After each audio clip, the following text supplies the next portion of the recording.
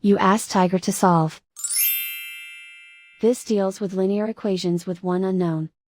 The final result is x equals 15. Let's solve it step by step.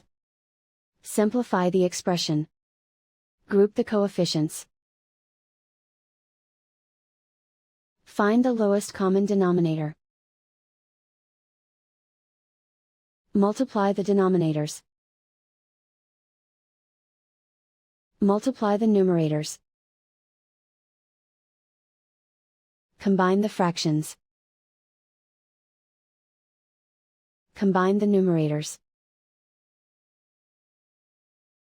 Isolate the x. Multiply both sides by inverse fraction 15/4.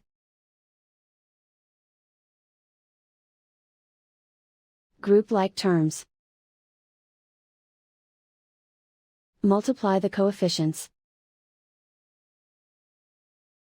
Simplify the fraction.